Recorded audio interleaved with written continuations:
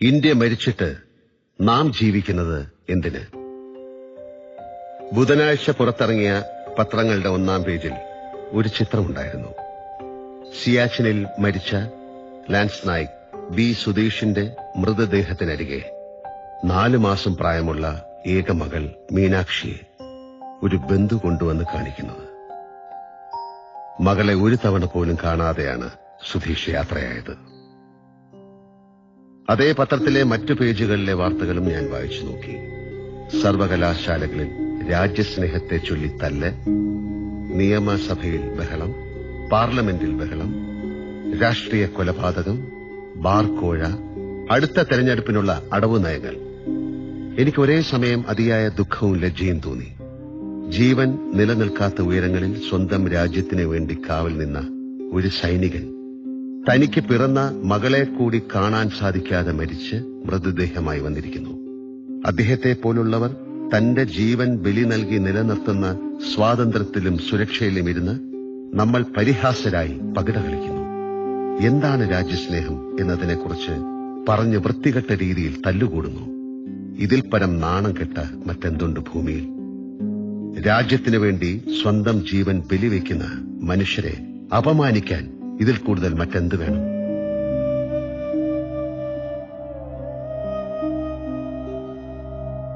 സിയാച്ചിൻ സന്ദർശിക്കാൻ എനിക്ക് ഒരിക്കൽ പട്ടാളത്തിന്റെ ക്ഷണമുണ്ടായതാണ്.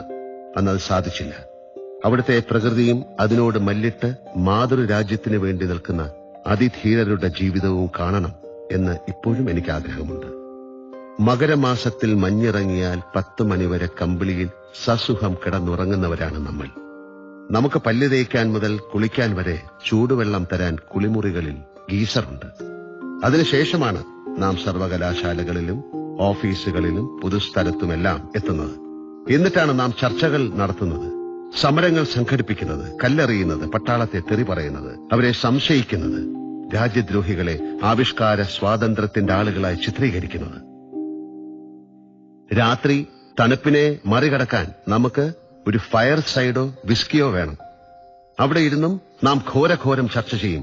എന്നിട്ട് വയർ നിറച്ചുണ്ട് വീണ്ടും കമ്പിളി വലിച്ച് മേലിട്ട് മതിമറന്നുറങ്ങും. അപ്പോഴെല്ലാം അങ്ങ് മുകളിൽ കൈയൊന്നുയർത്തിയാൽ ആകാശത്തിലെ മേഘങ്ങളിൽ തൊടുന്ന സ്ഥലത്ത് സ്വന്തം ഉടൽ മൂടിപ്പൊതിഞ്ഞ് കൃത്യമായി ഭക്ഷണം കഴിക്കാനോ നിത്യകർമ്മങ്ങൾ ചെയ്യാൻ പോലുമോ ആകാതെ ഉറക്കമില്ലാതെ ഭ്രാന്ത് പിടിപ്പിക്കുന്ന ഏകാന്തതയിൽ ഹനുമന്തപ്പമാരും സുധീഷ്മാരും ഏകാഗ്രരായി നിൽക്കുന്നുണ്ട്. ഏതു സമയവും മരണത്തെ തൊട്ടുകൊണ്ട്. അപ്പോഴും അവരുടെ മനസ്സിൽ അങ്ങ് ദൂരെ വീട്ടിൽ പിറന്ന താൻ ഇതുവരെ കാണാത്ത മകളെക്കുറിച്ചുള്ള ആലോചനകളായിരിക്കും. രോഗിയായ അമ്മയെയും താൻ ഇല്ലാത്തതുകൊണ്ട് തളർന്ന് തനിച്ച് ജീവിക്കുന്ന ഭാര്യയെയും കുറിച്ചുള്ള ആധിയായിരിക്കും. അവരുടെ കീറി മുറിഞ്ഞ ഈ ആത്മാവിന് തീയിട്ടുകൊണ്ടാണ് നാം കുളിര് കായുന്നത്. ഓരോ ദിവസങ്ങളിലും മരവിപ്പിന്റെ മലമുടികൾ ഇറങ്ങി വരുന്ന അവരുടെ മൃതദേഹത്തിൽ ചവിട്ടി നിന്നുകൊണ്ടാണ് നാം സ്വാതന്ത്ര്യത്തിന്റെയും ആവിഷ്കാര സ്വാതന്ത്ര്യ ചർച്ചകളുടെയും നൃത്തമാടുന്നത്. ഈ മഹാപാപത്തിന് കാലം മാപ്പ് തരുമോ? ഇന്ത്യൻ സൈനികർ സിയാച്ചിനിലെ മഞ്ഞുപാളിയിൽ മറഞ്ഞുപോയപ്പോൾ അവരെ രക്ഷിക്കാൻ പാകിസ്ഥാൻ സൈനികർ സഹായ വാഗ്ദാനം ചെയ്തു എന്ന് പത്രത്തിൽ കണ്ടിരുന്നു. ശത്രു നൽകിയ സ്നേഹവും ആദരവും പോലും നാം നമ്മുടെ സൈനികർക്ക് നൽകിയോ? പൗരന്റെ രാജ്യസ്നേഹം എന്നത് അമ്മയും മക്കളും തമ്മിലുള്ള ബന്ധം പോലെ തന്നെയാണ്. വളർത്തി വലുതാക്കിയ അമ്മയെ തള്ളിപ്പറയുകയും അവരെ വഴിയിൽ ഉപേക്ഷിക്കുകയും ചെയ്യുന്ന മക്കളെ സമൂഹം ഏത് നിലയിലാണ് കാണുന്നത്? അവരെക്കുറിച്ചുള്ള നമ്മുടെ മതിപ്പ് എത്രയാണ്? അതുപോലെ തന്നെയാണ് ജനിച്ച രാജ്യത്തോടുള്ള പൗരന്റെ മനോഭാവവും. രാജ്യമെന്നത് നാം ചവിട്ടി നിൽക്കുന്ന ഈ മണ്ണാണ്. നമുക്ക് തലയ്ക്ക് മുകളിലുള്ള ആകാശമാണ്. ശ്വസിക്കുന്ന വായുവും കുടിക്കുന്ന ജലവുമാണ്. നാം കൊള്ളുന്ന മഴയും വെയിലും മഞ്ഞുമാണ്. ഒടുവിൽ നാം മരിച്ചിറങ്ങിക്കിടക്കേണ്ട വെന്തലിയേണ്ട മണ്ണടരുകളാണ്. അവയ്ക്ക് കാവൽ നിൽക്കുക എന്നത് സിയാച്ചിനിലെയോ കാശ്മീരിലെയോ ലഡാക്കിലെയോ സൈനികർ മാത്രം ചെയ്യേണ്ട ജോലിയല്ല. നാം എല്ലാം അതിന്റെ കാവൽക്കാരാണ്. തൂക്കും തിരകളുമല്ല, സ്നേഹവും ആദരവും വേണമെങ്കിൽ രാജ്യത്തിനു വേണ്ടി മരിക്കാനുള്ള സന്നദ്ധതയുമാണ് നമ്മുടെ ആയുധങ്ങൾ. അത് കൈവടിഞ്ഞാൽ നാം ബുദ്ധിജീവികളാകുമായിരിക്കാം, പക്ഷേ നല്ല മക്കളാവില്ല.